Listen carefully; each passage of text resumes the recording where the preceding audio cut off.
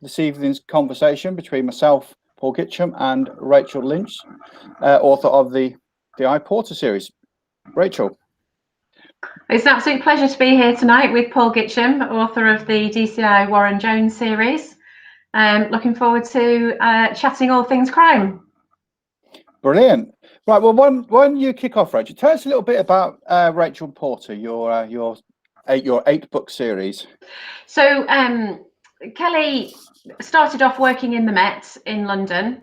She's a Cumbrian lass from the Lake District, but she, for lots of different reasons, she thought the bright lights of the city would be where she would succeed most. She's a go-getter. She's ambitious. However, after a controversial case, she finds herself wanting to go back to her roots in Cumbria. And the first one, Dark Game, it starts off with her as she gets back to Cumbria, and that's where her first case is. And so the whole series is set in the Lake District. As Paul said, there's 8 in the series, and the latest one, number 8, is called Lost Cause. And I have been told that we'll touch on this in a minute, but I have been told that the Lake District is one of the characters, an extra character in the books. It's really vital, to the series. And yet we're 8 books in, and she just keeps people on their toes, and she's a good operator. I've been told she's not a cliche. She's an independent woman. She's got her own mind, and she says, it as she sees it. And yeah, I love writing about her, and I'll continue to do so. Paul, tell us about DCI Warren. Yeah, well, I'm just delighted to hear that you're continuing writing about her. I've, for those who are on UK CBC, you may have seen that I reviewed Rachel's books series this week. Basically, binge read all 8. Finishing off the last one a couple of nights ago, and yeah, I'm delighted to hear that there's more to go. So yes, the author of the DCI Warren Jones series, currently at 6 full lengths, and there's also 4 novellas, with more to come. Yeah, in many ways, it was like when it was suggested to me that I might want to do one of these author in conversation with, and said, who do you think would be a good idea? And I immediately thought of Rachel, because we do have similarities, and we will touch upon that. We do both procedures.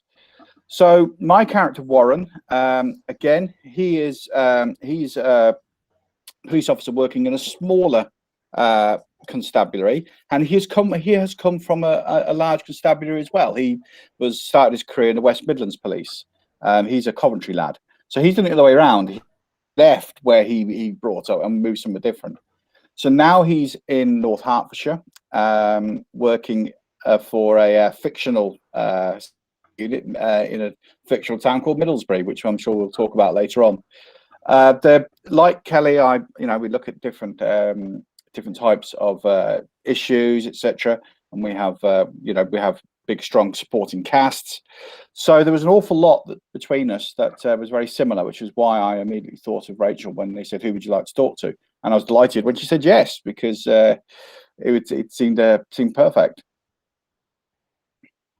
So I think looking at that, one thing I just touched on there is that you quite like often exploring topics or issues like I do. Yeah. I mean, what sort of topics have you really enjoyed? What's been your favourite to research or to raise in a book? Yeah, I think I like to combine something that I feel strongly about with the Lake District setting. And I've touched on lots of things that are topical and controversial. So, for example, in Dark Game, that was the first one. It was about people trafficking and international money laundering. That takes a lot of research, but also something that I feel really strongly about. And then, other examples, like, for example, blood rights. That's number 6. That's about paganism. And that's something, again, that I had to research a lot. It really fascinated me. I did quite a lot of study about Celts, Saxons and Scandinavians at university. I did a history degree. So it was something that I knew a bit about, but I really wanted to get my teeth into. Number 7, for example, is about teenage knife crime. I've got 2 teenagers. and I feel really, really strongly about what's happening to our young people, and the prevalence of knife crime amongst young boys in particular. So, I mean, we'll touch on how we research in a minute, Paul, but what have been some standout topics for you? Yeah, like you, there are things that are just I'm really interested in, or feel don't get raised enough, and I want to bring up. So, so two, I suppose, that jump out. In my fourth book, The Common Enemy, I'll get you the cover down here. Oops. Yeah, and Silent as the Grave has just joined us. In The Common Enemy, which is the fourth in the series, far-right extremism is the topic I look at. So we've got essentially it opens with the leader of a far-right extremist organisation being stabbed to death in an alleyway, and the reason he's in Middlesbrough, our small little town, is that they are protesting with a march the opening of a so-called super mosque, which is one of those stupid, doesn't really exist, no such thing. Okay, it's just a slightly larger Islamic centre. But anyway, they're protesting it, and to be honest, it all goes tits up. And he then gets knifed to death in a back alleyway. At the same time, across town, the existing Islamic centre is also attacked, and the police come in for a lot of criticism about the run. So that was really interesting to research these folks. Yeah, I mean, they are an of dumb as a bag of spanners and scarily bright. Which, I mean, I think you see that sometimes in the Trump supporters, the real idiot foot soldiers and the very clever people running behind them. Do you feel as though your opinion is coming across through that, Paul? To a degree. Is it a vehicle? Is it a vehicle for what you believe? To a degree. I mean, you can't stand on just stand on your soapbox. I mean, just to put people off. What I've liked news which I've had from people who are very clearly quite right wing, who've said, well, I thought this was just going to be able to go at right wingers, but actually it's quite well balanced. So I think that doing my job, which is quite nice. But I mean, Warren, he's very like me in some respects. However, one thing I was praised for was I made the right wingers, who are very unpleasant people in many respects. Yeah. I gave them I did actually flesh them out, and they have families, they have hopes and desires. Yeah. They're just the Nazi tattooed sort of stereotype. So that was fun to do, actually. Yeah, and then it's the other interesting. thing, I suppose. Sorry, go on. Sorry, yeah. The other thing I was going to say, the other one was the next book, Forgive Me, Father. One of the subtopics that runs through this book is gambling addiction, and I thought that was I'd always thought that was interesting, and I'm going to put my hand on my hand on my heart and admit that I think that the gambling industry is a parasite. But there we go. But I don't really agree with it. But it preys off people, doesn't it? It does. So yeah, it does. All it does. It is simply a way of extracting money from poor people. I mean, there's a reason why they only open gas in poor areas, and they open several. And so to do this, I thought, well, I better do a bit of research, because I've not been inside a bookies for years. I was literally, I'd go in and place a bet on the Grand National once a year. So and I hadn't done that for years. So I went and actually visited a few. And in around London, I happened to be going into London. It was summer holidays. I used to go in and do a bit of writing in central London while Cheryl was at work. I went into some of these bookies, and it was just as bad as I feared. You've got these fixed odd betting machines which literally could take 300 quid off you in an hour. You just put the money in. They put a seat in front of it so it's more comfortable for you. While I was in there, sort of trying to lurk and not look too out of place, there were people coming in, and there was this is lunchtime. I'm thinking, what is a bloke your age, not want to be stereotypical, what is a bloke your age doing on a work day at peace, And there were people come in, and I'd literally see them shove 20 quid inside one of these machines, shrug and walk out. I thought, you just give it away to. And then there were the people in there who a little bit later in the afternoon, they've clearly been in there all day, and they're putting money on the horses. You can see that they're from the races countries I've never even heard of, because it's 24-hour business. They don't even watch the race. They're just filling out the next slip, and you just think, really? What is it? What does the gambling industry say? when it's no longer fun, stop playing, or whatever that stupid slogan is. I think fun It's the stop same for about these any guys addiction, ages ago. isn't it? You could say that about Oh bars. yeah. You know, you could Oh, say you that can about do. cigarettes. I mean, alcohol kills more people than heroin or cocaine Absolutely. every year in the country, and it's just feeding off people's addictions, isn't it? And gambling's another one. It's interesting what you say about fleshing people out, though, and giving people a personality, because that's what I did in Blood Rights. Because I hope it came across as that paganism is actually quite beautiful. Yeah, and it is it gets a bad rap because it's hocus pocus. It's not Christian. We don't know it, so we must distrust it. And of course, we wiped out most of those people in Anglo-Saxon times that believed in that sort of thing and lived by the seasons. And the pagan calendar is actually beautiful. It's it's living with the land and living with animals and creatures in harmony with the seasons and the moon and the sun. And I really, really enjoyed researching that.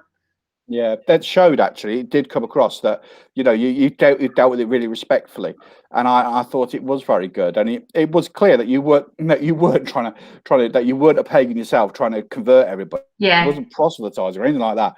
What it was a really interesting look at something I knew very little about. So I knew they got a bad rap and were treated unfairly, but I didn't really know the deal. I felt actually I'd learned something. So yeah, that's Blood Rights, the 6th book, and I thought it was excellent. And it's really good as well. You've got book 6 in the series, and you're still teaching. It hasn't fallen into a rut, which is very good. And I'd have noticed that, having read pretty much all 8 within the space of a few weeks, I'd have noticed, I think, if you got into a rut, and I hadn't. So I think that in itself is quite a good endorsement. Thanks, Paul. Do you find yourself getting stuck? Because I personally, on that note, I found number 2 the hardest to write. Now I'm writing number 9. It feels so natural because I know Kelly so well and I know her team so well. Number 2, the dreaded sequel, was the hardest for me. Really? Yeah. Actually, number 3 for me. Right. Mostly because I was so fired up after actually finishing a book when I finished number 1, The Last Straw, that I actually bounced straight into number. So I kept to sort of that. Right. Okay. Yeah. Yeah, but yeah, book 3, and part of the reason for book 3 was that I signed my contract halfway through writing book 3. I got a publisher, and all right. So you already had it done.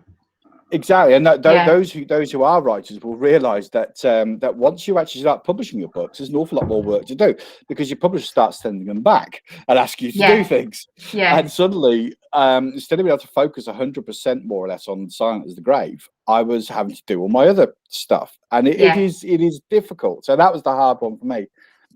But you're right about that also might be something character. interesting for anybody who's listening to say, because you're never just writing a book and then you finish it and then you write the next one. You're always editing as well. So for example, I've got one coming out in April. I've just edited one and now I'm in the middle of writing one as well. So there's a process going on. It's not linear, is it? No. And you don't realise that until you actually get into the publishing world, and it can be overwhelming.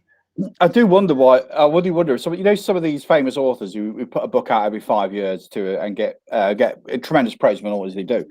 I do wonder if some of that means that they're able to focus on that next book 5 years later, because there's no more editing to do on the previous one. Yeah, I think it's got to make a difference. But yeah, I'm in a similar position. I don't quite have your publishing work rate, but so basically, book 7, which will be next summer's book. That's almost finished editing now. Basically the if you like, the proofreading and stuff that comes through hopefully beginning of next week, and it'll take me a few days to turn around. So that's almost done. Book 8, which is summer 22, that one's underway. But I've already started planning, as much as I plan anything, book 9. And I've got ideas for us. So yes, mine's always working, isn't it? And I've just noticed that somebody's asked a question on Facebook. How do you both keep track of your characters over a number of books? And it's a really good question, isn't it? And actually, that's something that we were going to talk about, wasn't it? Do we plan that what's going to happen in each book over a series, or is it organic? Do you want to start with that, Paul? Well, yeah, I'll kick off with that. So, so in terms of individual books, I'm not a massive planner. I mean, or plotter. I've touched on this in other videos, so I'm not going to go into too much detail. However, I do have a rough idea of where the characters are going over each book. And one things I have is essentially a document that lists things like each major character. There's the ones that are coming back each book. It keeps their track of their key things. So it could be things like their dates of birth, a couple of key facts that may have happened to them. I'll make a note if they've got kids. If I mention in the book that they've got kids, I'll pop it in there because you don't want to get contradicted. That's one thing I found very early, was 2 or 3 books into the series. I was thinking, damn it, did I say whether she had kids or not? Yeah. And they sort of find yourself scrubbing back and trying to work your way for a 120,000 word manuscript to find that piece of information. Exactly. So I'm getting a bit better at making notes. Yeah. And I actually now, over the next, what I've done is I have planned out roughly when the books are going to be set, and that means that I know certain events likely to occur in the time period that the book is set. Yeah. So maybe a birthday, or maybe maybe there's something else coming up. It's interesting that, because I do exactly the same as you. I have a working document. That's all I have. I don't have fancy spreadsheets or anything, or files. I just have a working document, and it is a précis of all of my characters. And of course, I add to it every time I write a book. But my team, Kelly's team, is pretty similar for every book. There's been a few new additions, and a few people leave. But I've got little sort of character profiles on all of them. Yeah. So how old they are, because my series has spanned about 3 years so far, 4 years. So Kelly's just turned 50, Kelly's just turned 40, Johnny's just turned 50, and Ted, the coroner, has just turned 70. So you've got to keep that in your head, haven't you? What was the dog called in number 3? Or when he gave her the ruby ring, it was an heirloom, wasn't it? He didn't buy it. So and the name of Johnny's boat is the Wendy, who is a nod to Kelly's mother. That's and the it's stuff all the I'm little not very good details at like that down. that keep it all rich, isn't it? And keep them real. What did you say about that, Paul? So that's the stuff I perhaps ought to note better. Often those small details. I'm good at the big things. Oh yes, they're going to turn 40 this year. So mention of that, even if it doesn't happen in the book. But the small details, I do forget. I mean, Susan, Warren's wife, has a sister who has loads of kids, and she's constantly having kids, and keeping track of those. That's lethal, because you've got to keep track of all their names. Yeah, no, and I actually thought, I need to give them dates of birth. It will never matter, except that I now know that the young toddler. So I'm thinking, so she's become a proper little chatterbox for a 2-year-old. Yeah, I can put that in. Whereas the older lads like just started big school.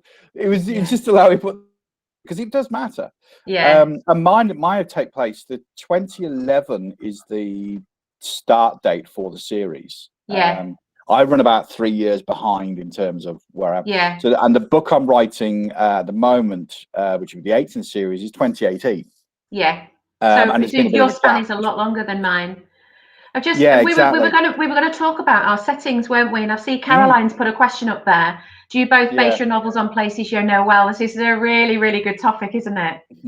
Should I kick off with this one? Yeah, tell us all about the Lake District. I mean, I grew up in Cumbria. I was born. Well, I wasn't actually born there. I was born on the East Coast, but I moved to Cumbria when I was 2, so that's where I grew up.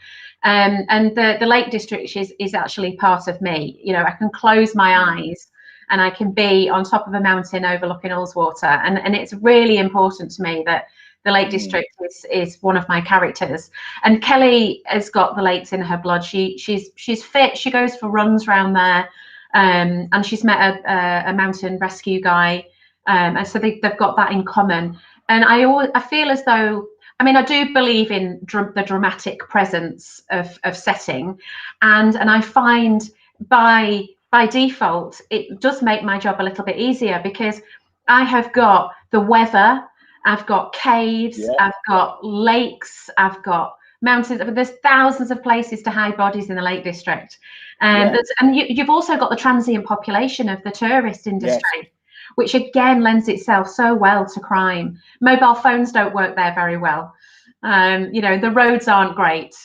So in answer to your question, Caroline, absolutely, yeah, the Lake District is really important for Kelly. Paul?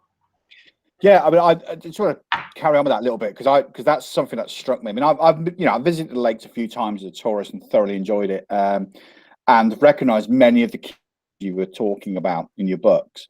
And you know, your love of the place really shines through. That's something that comes across. And Kelly's quite an outdoors person. Obviously, she's got a boyfriend who's outdoors as well. So you get to put that in the book, and it is brilliant. I love that.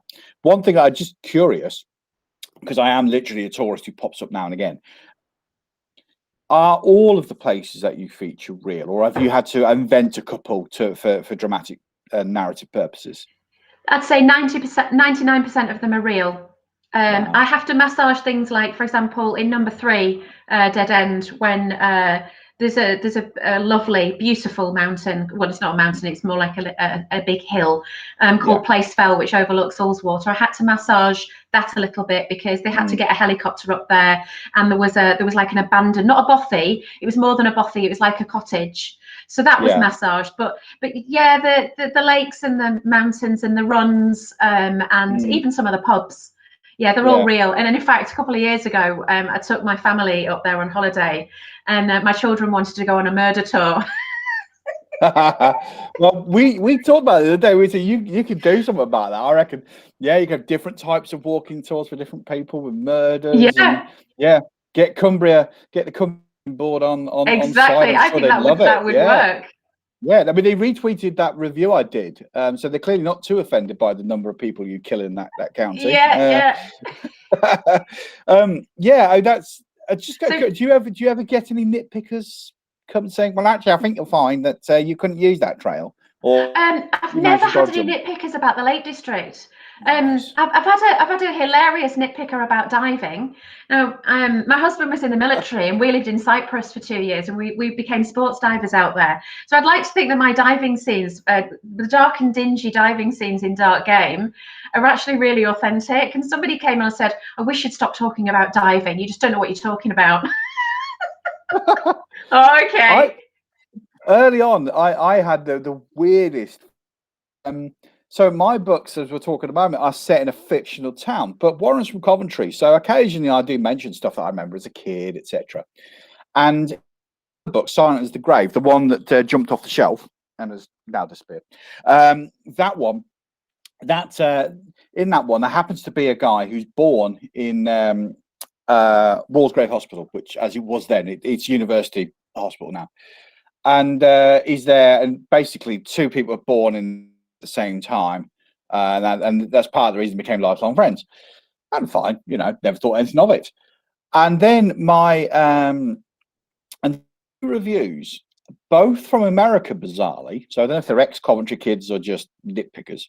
He said, "I think you'll find that Walsgrave Hospital wasn't opened in the 1960s." I was like, "Oh, I had no idea." And the thing is, it's because my family had moved to Coventry. Now my sister had been born in Walsgrave in the 80s. I'd been born up north in the 70s. Had I crossed the road to speak to my mum and dad's long-standing friends and neighbours who've been in Coventry forever, they probably could have told me that Walsgrave had appeared in my book. And it was just like, oh, right, okay. Now, in all fairness to them, I think they gave me 4 or 5 stars. I wasn't going to whinge too much, but yes, it was a strange one. But I dodge it now because my books are set in a fictional town. And it is in part for that reason, because I mean, you moved around a lot. You said that, with your husband being in the military. I moved around an awful lot. Just over the years, I've been to university in several different cities. I've worked in various places. And aside from Coventry, which I don't live anywhere near now, other than go back to my parents, I've had such a peripatetic sort of life that I don't have anywhere that I know intimately like the Lake District. Yeah. And one of the things that always struck me, some of my favourite books, and this goes back to a question someone's asked on Facebook, what do you love most in the book, is often the sense of place. I mean, if you go and read a Rebus book, by Ian Rankin, you just feel you're in Edinburgh. And totally. Michael Connolly, I feel like I've visited LA. I've never have. Yeah, I feel like I've visited. And when I watch Bosch on TV, it's like, my God, that's actually how I imagined it. Yeah. You know, I love that. Well, I don't have that. So the next best thing, of course, is to invent your own place. Yeah. So Middlesbrough is in North Hertfordshire, and I think if you live, you are familiar with that area. You worked out where it was. You know what town it is. I never name it because it's, you know, it is geographically that position, but everything else is invented, and that's because that town has very little in it. And at the time, didn't bother me. I taught in another town. I would come home, and it was, but I put my head down. I didn't bother me that there was nothing to do there. Whereas Middlesbrough has everything I need. So in the first book, The Last Straw, the initial set in a museum, and that that murder set in a university. I don't know where the word museum came from. Is that Freudian? Do you think universities are like museums? They're full of old relics. Yeah, they can be. Yeah, if you go to the right department, they certainly are. And the attitudes expressed by some of the professors in this book are pretty dinosaur-like. Yeah. So yeah, so this university, I needed it. I mean, the nearest big university was Cambridge, and I was like, well, I don't want to say anything in the college there, possibly for legal reasons. You know, you don't want to do that. I needed a relatively small university. I thought, well, Middlesbrough could have one. University in Middle England. And I could invent Brilliant. it. In later books, there's a Cineworld because I needed a cinema. We have the Middlesbrough Leisure Centre. All this stuff I could invent, and I could lay it out how I want. I even have a fictional trunk road because when I did a bit of research, bizarrely, there's an A504 and an A505, and I think there's a 07. There's no A506. That's nice. So there's a big trunk road called the A506 that goes past Middlesbrough, and don't think somewhere between Middlesbrough and Cambridge, with all sorts of useful lay-bys and stuff, and forests lining it where sometimes a body can be found. That's how I dodged. Yeah, and you can absolutely make that work for you, can't you? Yeah. And I know that another thing we were going to talk about is actually our protagonists. Yes. So obviously, you know, my protagonist is a woman, and she's a lot younger than I am, but she's obviously Cumbrian. And I think a question that we get asked a lot, isn't it, is that how much of you is in your protagonist, and how much of you is in your books? Because I want to know how much Kelly is in there. Because having read all those books quickly, and I feel I really know Kelly, I'm going to be looking out for them next time when we're able to meet up for lunch. So tell me, how much Kelly is in you, and I'm going to look out for that. I mean, I think Kelly is probably the fantasy me. You know, I'd love to cut about the Lake District running up and down hills, but it's difficult, isn't it? When I think every writer has to write about what they know because it's part of you. All of these stories are coming out of your head, and so they're coming out of your experience. And Kelly is a hero of mine. I think she's a great character, and I'd like to go for a drink with her. You know, that right pint test. Yeah. Exactly. And she is a thinker. I think that's what we have that in common. I do, and I also don't like injustice. I whether it's because I used to be a history teacher or what, but I've always been very I find it difficult to deal with injustice, and I've always read you know, classic tales of good over evil, like the Count of Monte Cristo, and you know, things like that. And I love the protagonist being a proper protagonist and the antagonist being a proper antagonist. What about DCI Warren? Yeah, well, this is it. I mean, I think when you're thinking about write what you know, I think certainly when you're starting out as a first character, I think you have to follow that. I think when you're a bit more experienced, starting this series, you've got the experience and the confidence to write somebody who's a lot different to yourself. But yeah, I mean, Warren Jones is very similar. He's very based on me. I mean, I gave him a Coventry upbringing, having moved away from Coventry and been around the country and had people flummoxed by my much stronger accent back then, more softened now, who used to think I was either a Brummie, which is a very good way of insulting someone from Coventry. When I went to university in Bath, when I went to my University of Manchester, they called me a Southern softie. I'm like, I'm from the Midlands. Yeah, it's so funny, isn't it? Yeah, so I brought that in. Why not? Warren to Hertfordshire, which to me, my ears still now, having spent years in Essex, is basically an agglomeration of the same accent from pretty much Bedfordshire through to Southend, and I could tell the difference between them and the Cockney, which drives my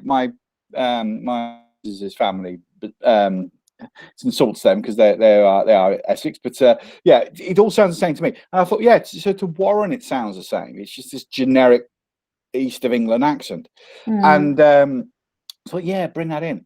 My taste in music. I mean, you look at Harry Bosch. He's an expert on jazz and knows his rock music and stuff. I just put a lot of 80s stuff in because that's what I used to dance to at university. Yeah. So and the fun about that, of course, is what you deliberately do when you've got widely mocked like 80s music is you give them a character to mock it. So Tony Sutton, who is he's got to be knocking on 50 in the current when you're editing through at the same time, knocking on 50, rather embarrassing, he still listens to Radio 1. So keeps him in touch with the kids, and so there's a bit of comic stress between them because they're good friends by now. They joke about it. He takes the mickey out of Warren for always having 80s music on, and Warren out of him for listening to Radio 1 20 years past the time he should have stopped. And that's me. He's a fussy eater as well. I'm a horrendously fussy eater.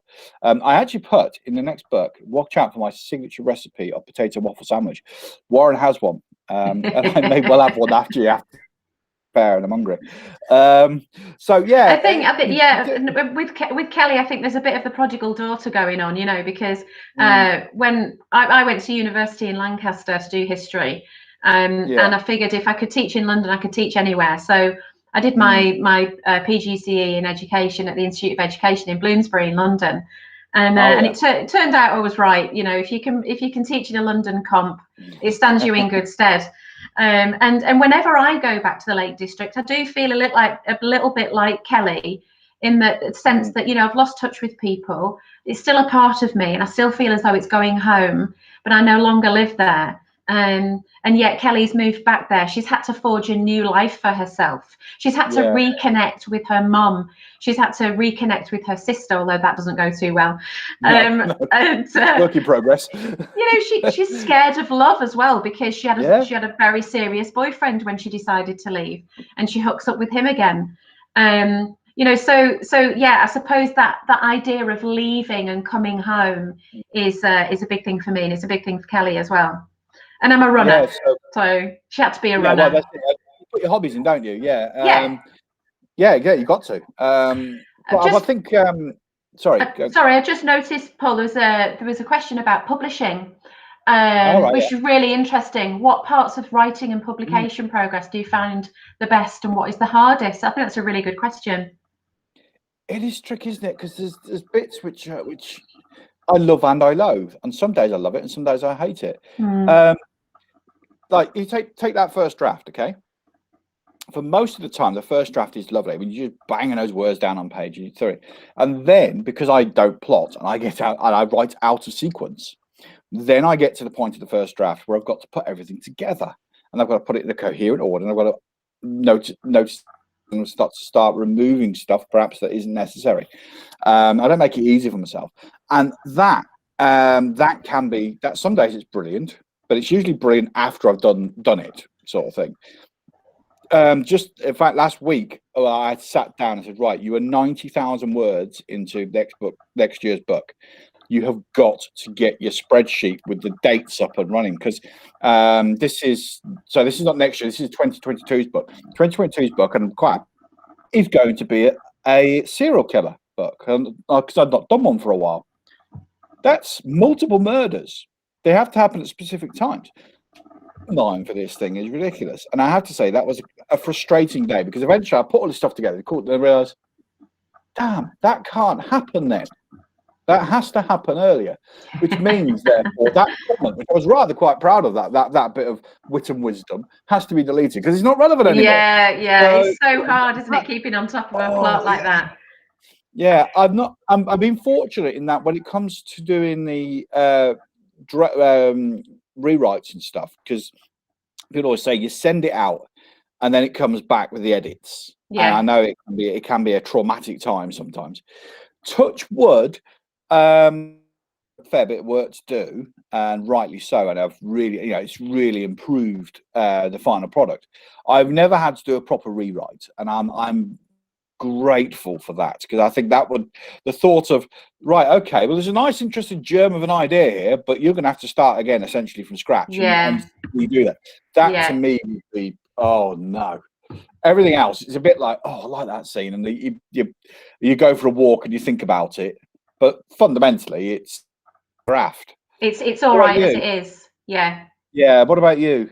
Yeah, I'm similar. I mean, the creative phase for me is, I love it, because you're in, what's better than creating? I mean, I'm a really creative person anyway. I've always been sort of artsy, English, history, sorry.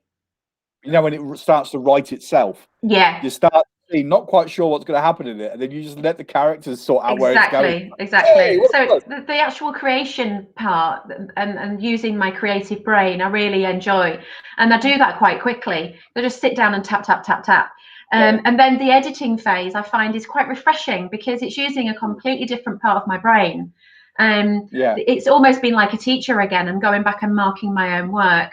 And the copy edit, like you say, it can be very comprehensive, but these people are copy editors for a reason, and they pick up stuff that you just, because when you're using your creative brain, you're not in the editing zone, so you miss things and you make mistakes, and you have plot holes, and that's why a professional book goes through about 7 people before it hits the shelves. There's a good reason for that.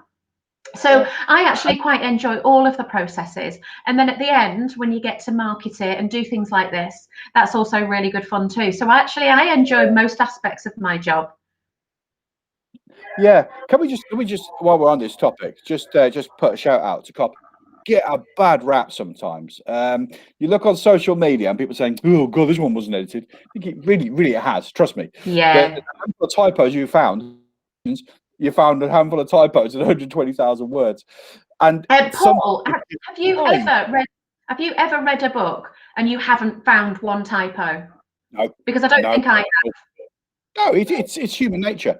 And do you know what? There can be pernicious little so-and-sos as well. Yeah. Because I just had one. It's hilarious. We had a good laugh about it. But I'd written. So I write my first draft, and then I go back through it multiple times. I mean, this book had been past my eyes about 6 or 7 times at least. And individual scenes will often have been done 10 or 15 times, because you go back through them, tweaking the scene specifically. So I'd done all of that. And this is for summer 22's book. So I then passed it on to my beta readers. So Cheryl, my partner, reads everything, and she's really good. She's English grad. My dad reads everything. He's a former scientist, and he's got good eye for detail. He spots a lot of things. Very good at picking up on repetitive phrases and words.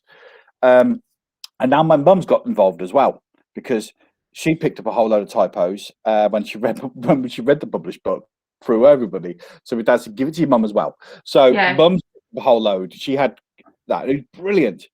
I then sent it off to my editor at HarperCollins, and then it went through a second editor, as my first editor was going on maternity leave. Second person picked it all the way back to me. So think of all those people it's been through. One person, me included, until last week, not one person spotted that somebody goes water up from school on a Sunday. Brilliant. It absolutely happens, doesn't it? It does. It doesn't appear in the book. In my working drafts, I have the date and the day of the week is in the footer, to help me when I'm editing. And it's like, I mean, it got passed through all of us. It's human nature.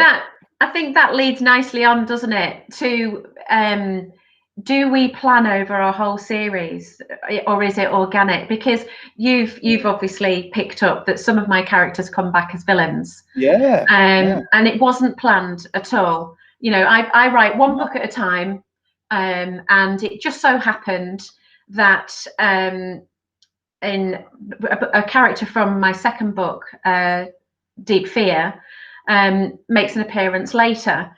and it just seemed right to do at the time. So this criminal is actually in Broadmoor Hospital, and Kelly goes and sees them, and it just seemed natural. And there's another horrible character from Dark Game who I did leave open actually at the end, and he comes back as a horrible man, ends up being responsible for lots of drug supply in Keswick, in Bitter Edge, which was really based on something else which is really passionate. I'm really passionate about, which is teenagers and school bullying. I've my daughter's been through some severe bullying, and I felt as though we didn't have a voice, because when you're trying to fight against something like that as a parent, you can get ignored, and it's very frustrating to prove that it's happening, although it's easier now because of social media, and then get the attention that you need as a family, but also the victim needs. And schools, I'm not sure about what you think, Paul, because we are both teachers. Schools often get bullying wrong. They do get it wrong sometimes.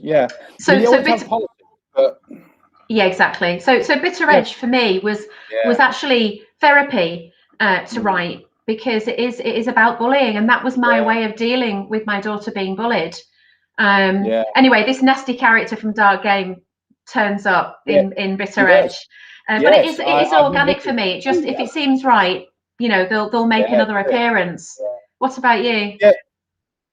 To touch on the bullying as well. I mean, I'm a teacher. I mean, I'm currently in the classroom just at this specific moment, but I was up until summer. And bullying's really tricky. And the biggest problem, of course, is social media and stuff. And it's so difficult because so much of this bullying is now happening outside classrooms. And parents often say to you, "Well, why do you know they're bullying?" It's because the kids don't do it in front of me. And that's part of the problem, isn't it? They're not exactly.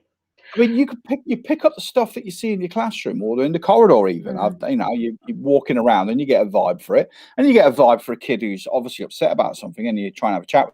But the problem is bullies are sneaky, and that's where the issue is. And if you can't prove it as well, because it's very easy and this is what bullies themselves as well, is to flip it round and say, well, actually, they were being unkind to me. And if you're not careful, you end up going for the wrong person. And it's like making things it's really tricky. And I think with a lot of teaching, instinct is really important. I think you have to be able to understand the teenagers that you're actually with. You're in charge of their care. But do you have, if you want to talk about any of your returning characters, Paul, and if you plan over your books, or each one is well, I've yet a protagonist properly return. Antagonist, antagonist properly return in this in a way that you have. I've mentioned, and I have to hark back because there are big events that occur in my books. It is an ongoing story. You can read them individually, but I have to tread that line between books that readers who've been following the series in order, and readers who are dipping in and out in random order, with just that enough explanation to remind people why this character feels that way, which that can serve both those audiences. And I've not really had a full antagonist come back. I have had them, like I said, because things go wrong, you've got to talk about it, but generally they don't come back. What I tend to do though is I pitch sort of 3 at a time. I mean, I jokingly refer to them as the trilogies, and they're not really trilogies because they don't quite work like that. But I'd pitch to the publisher 3 ideas, and most of that is to do with the character development. Actually, it's more to do with where the characters are going to be over the 3 books. The last set of books I just finished writing was actually 6 books, because it was 3 novellas alternating with 3 full lengths, which we're stopping now because the novellas were detracting from the full lengths a little bit, and in the sense of confusing readers, and it just wasn't worth worth it really, which is a shame. But yeah, so I sort of pitched 3 at a time. My publishers though are quite relaxed about letting me change my mind about called. So, for example, book 9, which I will hopefully start writing a bit later this year once I finish doing book 8. 9, I had the original plan I had. I realised that in some respects, similar to book 8. I tend to mix it up a little bit. I have what you call small books and big books, and I mean in the sense that there are books which are focused on perhaps maybe only one murder and maybe someone else is killed to help cover it up, but it's one murder. It's one very small story in that sense. It's got a small sort of footprint. And then there's the big books, and that might be like a serial killer book, where you've got multiple murders. Yeah. The sort of repercussions are bigger. And I kind of like to mix up, but the so-called and the medium books and the big books. Yeah. And what I realised was that book 9 was going to be similar in scope to book 8.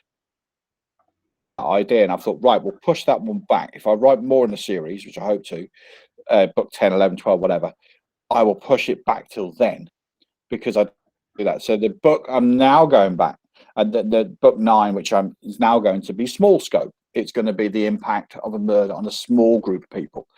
So my publishers have been usually fairly good about that. When I pitched these 3 books to I pitched a series of ideas, we kind of went through them, and she went, "Oh, I like those. Not so sure about that one." Very good like that. My one or two sort of pitches. When I pitched that, she said, "And of course, don't forget," she said, "this book's going to be written. Yeah, it's change. Don't worry about it." So I had that kind of green light to be creative. It's nice to have that flexibility, isn't it? And I think all of my plots are very different as well, or vary in complexity. Some of them are really complex. And really layered, and others are fairly straightforward. So, but it's nice to experiment, isn't it? And have different things going on. And I think, and this is where my habit when I'm in the creating zone is, one of the best things that I've ever been told is my agent a couple of years ago said to me, "Put away your notes. It's use instinct over intellect." And I think you can overthink stuff, and so I try and let it just go and see where it goes, and that's where the complexity comes from. And as long as you get it accurate in the editing process, now my publishers are pretty flexible like that as well. They're keen to go with my ideas, and keen to trust me on what Kelly's up to. I think the trust is important, isn't it? And I think it is a privilege that you have once you've written a series, 2 or 3 books in, is that your publisher, unless it's all has been going terribly wrong, which it can do for some folks, they just go down the wrong path, and there but for the grace of God. Your publisher will often start to trust you and sort of say, well, okay, the character very well, and as long as you don't do anything outrageous, we'll see where it goes. And you know what? Mine was submitted a year before publication, so that's a year before while they get a chance to look at it, and they read that submitted draft relatively quickly. So I'll submit. I think usually September the 1st is usually my submission date, and I'll get notes back in about November time. So if I've gone absolutely off piste and they really don't like it, I'll know about it by November. Yeah, and you've got time. But I think one thing that we've got in common, which is quite striking really for both of our series, is that they're police procedural heavy and forensic heavy. And we've talked about this before on my personal training background and your biology background, how we love a good forensic scene. Yes, and your procedure's good as well. Oh, thank you. So is yours. I have to confess, I haven't decided whether to use the term artificial intelligence or dynamic reasoning. I know, and that leads nicely on, doesn't it, about the specialists that we use, because I've had quite a lot of coffees with with police in varying roles, and the Holmes thing, the dynamic reasoning, came up out of one of those conversations, and I was absolutely fascinated by it. And that came out of the Jack the Ripper case. In the 1980s, because when at the height of the Peter Stockley investigation, they had 2,000 pieces of Cardex, and it took them weeks and weeks and weeks and weeks to plow through all of the little bits of information. So I like writing about homes and about all of the tiny little bits of evidence that you pick up in a crime scene, and how you can actually now input them onto a screen, and the computer does the hard work for you. Because if you've got a red car and then it comes up again, that it'll flag up, and so it makes detective work a lot quicker. And I like to use that authenticity. To say, actually, that's something I picked up from your book, which is really helpful. I hadn't twigged that that the Homes 2 management software can now be on an officer's iPad, which is really helpful. Yeah. I have, so what I've done is I have a character, Rachel Pym, who is in charge of she's the officer in the case is the term they use. She's the one in charge of exhibits, etc. They're a very small unit, so I've kind of amalgamated a few roles. And character, because she's actually desk bound, because she's got multiple sclerosis. And I thought that's really interesting, because I've got a former detective sergeant who has to retrain progressive illness, so she retrains as a officer in the case, and that's when we meet her. We don't know her before then.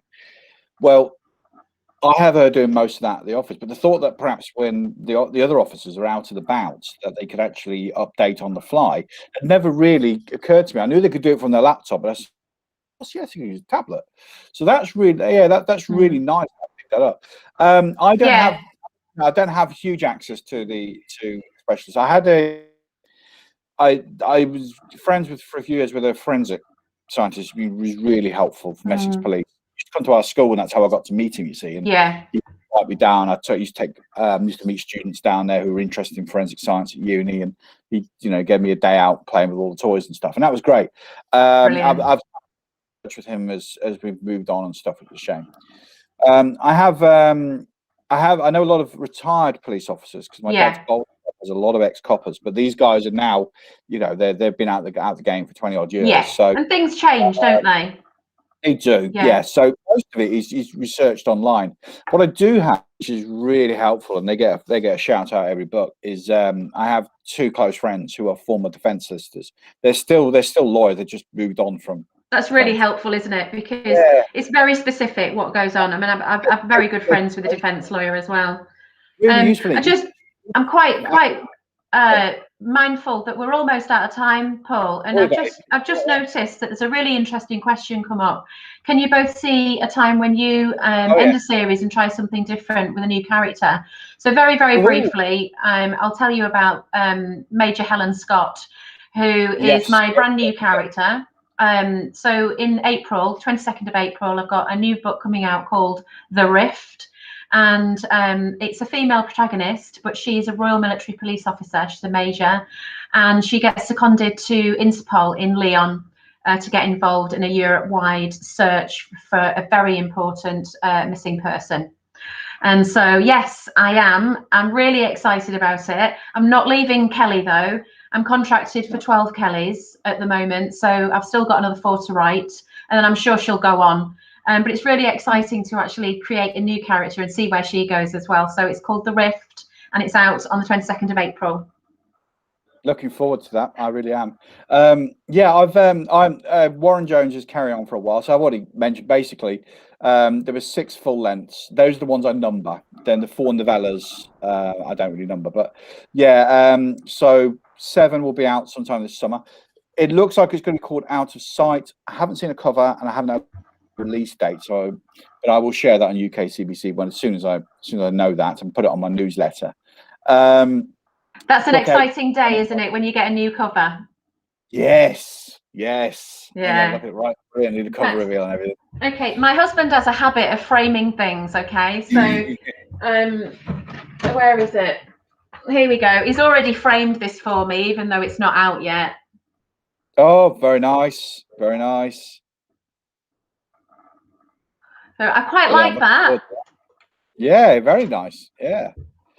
So book 8. I mean, no title, and I know what the. However, I would hope to write more, because I've got ideas from where it's going to go after that. And in fact, unlike yourself, your dates are the date of your books is fairly close to today. Mine are 3 years or so behind. Yeah. So that means I haven't even touched upon the big C. That has not come anywhere near my books yet. But I have realised that if we the for 10, 11, 12, etc., I'm gonna hit 2020, 2021. So Yeah. that's going to be quite interesting. So for that reason, I like the idea of carrying on the series. I do have ideas for standalones, but at the moment, no idea, no plans for a series. I mean, of the standalones I've thought about, one of them definitely, just because of the nature of the book, it has a closure and you couldn't really carry the character on. For the other one, the idea, and these are, by the way, not ones I've written yet. They're just my Yeah, but everything starts with an idea, doesn't it? Yeah, my thoughts. There are notes that will be written at some point. The other one, potentially, there's no reason in theory, unless I decide at the last minute they'd be more dramatic to bump him off at the end. There's no character couldn't continue. So who knows? I mean, maybe I'll enjoy writing them so much that I want to come back. I think that's part of it, isn't it? It's how are they looked after? How are they perceived by everybody else? Do they enjoy them? And do you like writing them? Yeah, absolutely. And it's interesting you mentioned COVID, because I've made the conscious decision, along with my publisher, not to go anywhere near it.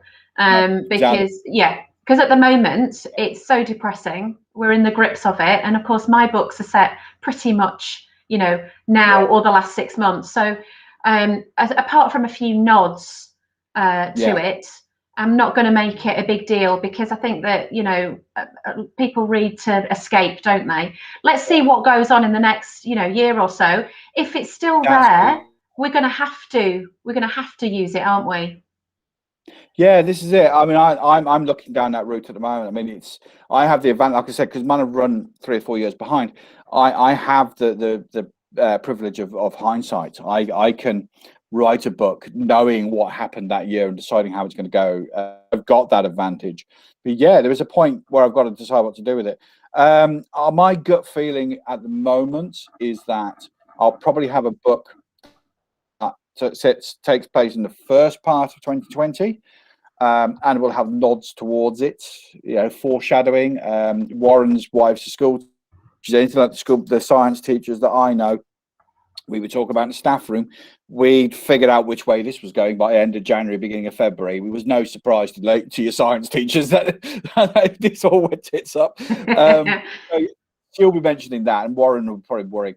The next one will probably be 12 to 18 months after, because that's sort of aim I'm looking for. So that may well be the soft references, if that's going to be the one in 2020, but the worst of it's happened, it might just be that Warren gets out of the car and grabs his masks and gloves as he gets out of the car, those things. What's interesting, by the way, anyone's interested in this, that new forensic real life CSI thing on the BBC that's just started, that was filmed in 2020, and you could look out for the little.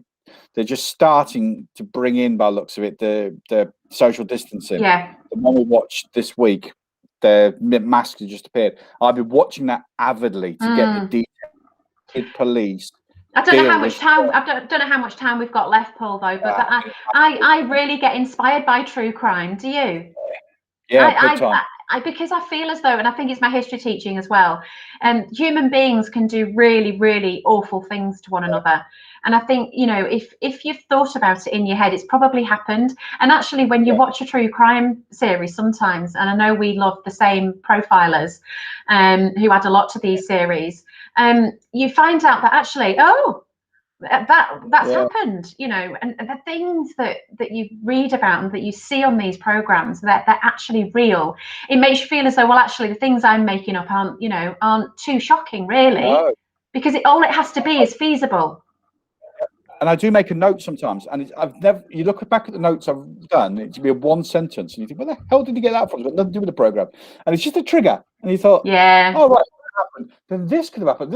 That's an idea. So it's 2 or 3 times removed. But yeah, definitely though, the profilers. Yes, I think we need a proper profiler bingo or drinking game. 2 fingers of whatever you drink is every time Liz Yardley appears. Couple of a swig of drink if David Wilson, and half a pint if that Scottish and gives his ideas about blunt And force. the other thing as well as profilers is body language experts. Yeah. I love that. What was that program? Fakers, Tears of a Crime.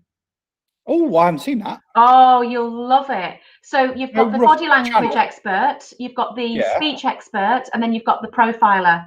And they watch interviews of really famous cases, like Lee Belfield, for example, and they look at the body's mores and about how, if you're telling the truth, you do certain things with your body and certain things with your eyes, your hands, even your torso and your feet. And what they do is they examine all of that, and they examine your speech, and they say he's lying. And that's how they catch a lot of criminals, is by studying them on film. Fakers, Tears of a Crime. Or Faking It. I think it might be Faking It, Tears of a Crime. Tears of a Crime, though. Yeah, I'll be able to find that online. It's really good. Available. Yeah, well, if nothing else, I could justify watching it for school. Yeah. Yeah. No, so I didn't throw that across the classroom. Really? Because your foot's... Right. Well, I think that brings it to an end, doesn't it? That was good timing, actually, wasn't it? Yeah. I've really enjoyed that. I hope everyone else at home enjoyed it. Yeah. Thank you for your questions. I'm sorry that for those of you who didn't get a chance to just look at your questions. Yeah. But we got variety while we're chatting, so we sometimes miss them. Yeah. So, brilliant. Thank you so much, everybody. Really fantastic questions. Really enjoyed that. Thanks for you, letting us do this.